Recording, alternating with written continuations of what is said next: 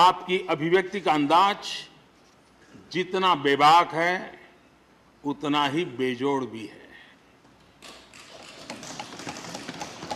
आपकी बातों में गहराई भी होती है, गंभीरता भी होती है, वाणी में बीट भी होता है और वेट भी होता है, वार्मथ भी होता है और विजडम भी होता है। संवाद का आपका तरीका ऐसे ही किसी बात के मर्म को छू जाता है और सुनने में मधुर भी लगता है। आदरणीय सभापति महोदय, आपने दक्षिण में छात्र राजनीति करते हुए अपना राजनीतिक सफर शुरू किया था। तब लोग कहते थे कि जिस विचारधारा से आप जुड़े थे उसका और उस पार्टी का निकट भविष्य में तो दक्षिण में कोई सामर्थ्य नजर नहीं आता है, लेकिन आप एक सामान्य विद्यार्थी कार्यकर्ता से यात्रा शुरू करके और दक्षिण भारत से आते हुए उस पार्टी के राष्ट्रीय अध्यक्ष के शीर्ष पद तक पहुंचे। ये आपकी एक अविरत विचार निष्ठा, कर्तव्य निष्ठा और कर्म के प्रति समर्पण भाव का प्रतीक है। अगर हमारे पास देश के लिए भावनाएं हो, बात कहने की कला हो, भाषाई विविधता में आस्था हो, तो भाषा क्षेत्र हमारे लिए कभी भी दीवार नहीं बनती है। ये आपने सिद्ध किया है। आदरणीय सभापति महोदय, आपकी कही एक बात बहुत लोगों को याद होगी, मुझे तो विशेष रूप से याद है। मैंने हमेशा सुना है आप मातृभाषा को लेकर के बहुत ही टची रहे हैं, बड़े आग्रही रहे हैं, लेकिन उस बात को कहने का आपका अंदाज भी बड़ा खूबसूरत है। जब आप कहते हैं कि मातृभाषा आंखों की रोशनी की तरह होती है, मातृभाषा आंखों की रोशनी की तरह होती है, और आप आगे कहते हैं और दूसरी भाषा चश्मे की तरह होती है। ऐसी भावना हृदय की गहराई से ही बाहर आती है। वेंकैया जी की मौजूदगी में सदन की कार्रवाई के दौरान हर भारतीय भाषा को विशिष्ट अहमियत दी गई है। आपने सदन में सभी भारतीय भाषाओं को आगे बढ़ाने के लिए काम किया। सदन में हमारी सभी 22 शेड्यूल लैंग्वेज में कोई भी माननीय सदस्य बोल सकता है, उसका इंतजाम आपने किया। आपकी ये प्रतिभा, आपकी निष्ठा आगे भी सदन के लिए एक गाइड के रूप में हमेशा हमेशा काम करेगी।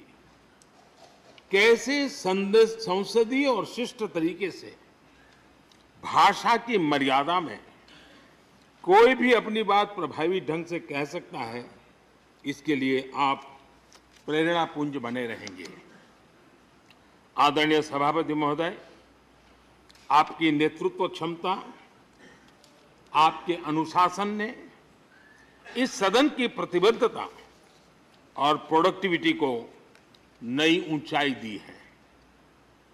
आपके कार्यकाल के वर्षों में राज्यसभा की प्रोडक्टिविटी 70% बढ़ी है। सदन में सदस्यों की उपस्थिति बढ़ी है। इस दौरान करीब करीब 177 बिल पास हुए या उन पर चर्चा हुई, जो अपने आप में कीर्तिमान है। आपके मार्गदर्शन में ऐसे कितने ही कानून बने हैं जो आधुनिक भारत की संकल्पना को साकार कर रहे हैं। आपने कितने ही ऐसे निर्णय लिए हैं जो अपर हाउस की अपवर्ड जर्नी के लिए याद किए जाएंगे। सचिवालय के काम में और अधिक एफिशिएंसी लाने के लिए भी आपने एक समिति का भी गठन किया। इसी तरह राज्यसभा सचिवालय को सुव्यवस्थित करना, इंफॉर्मेशन टेक्नोलॉजी को बढ़ावा देना, पेपरलेस काम के लिए ई ऑफिस सिस्टम को लागू करना, आपके ऐसे कितने ही काम हैं जिनके जरिए उच्च सदन को एक नई ऊंचाई मिली है। आदरणीय सभापति महोदय, हमारे यहाँ शास्त्रों में कहा गया है, न सा सभा यत्र न सन्ति वृद्धा न ते ये न वदन्ति धर्मम। अर्थात जिस सभा में अनुभवी लोग होते हैं वही सभा होती है, और अनुभव लोग वही है जो धर्म यानी कर्तव्य की सीख दें। आपने मार्गदर्शन में राज्यसभा ने इन मानकों को पूरी गुणवत्ता से पूरा किया है। आप माननीय सदस्यों को निर्देश भी देते थे और उन्हें अपने अनुभवों का लाभ भी देते थे, और अनुशासन को ध्यान में रखते हुए प्यार से डांटते भी थे। मुझे विश्वास है कि किसी भी सदस्य ने आपके किसी भी शब्द को कभी अन्यथा नहीं लिया। ये पूंजी तब पैदा होती है जब व्यक्तिगत जीवन में आप उन आदर्शों और मानकों का पालन करते हैं। आपने हमेशा इस बात पर बल दिया कि संसद में व्यवधान एक सीमा के बाद सदन की अवमानना के बराबर होता है। मैं आपके इन मानकों में लोकतंत्र की परिपक्वता को देखता हूं। पहले समझा जाता था कि अगर सदन में चर्चा के दौरान शोरगुल होने लगे तो कार्यवाही को स्थगित कर दिया जाता है, लेकिन आपने संवाद, संपर्क और समन्वय के जरिए न सिर्फ सदन को संचालित किया बल्कि उसे प्रोडक्टिव भी बनाया। सदन की कार्यवाही के दौरान जब सदस्यों के बीच कभी टकराव की परिस्थिति पैदा होती थी तो आपसे बार बार सुनने को मिलता था, let the government propose, let the opposition oppose and let the house dispose. इस सदन को दूसरे सदन से आए विधेयकों पर निश्चित रूप से सहमति या असहमति का अधिकार है। यह सदन उन्हें पास कर सकता है, रिजेक्ट कर सकता है या अमेंड कर सकता है, पर उन्हें रोकने की, बाधित करने की परिकल्पना हमारे लोकतंत्र में नहीं है।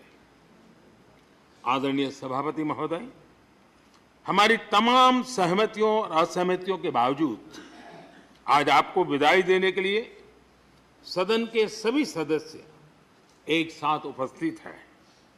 यही हमारे लोकतंत्र की खूबसूरती है।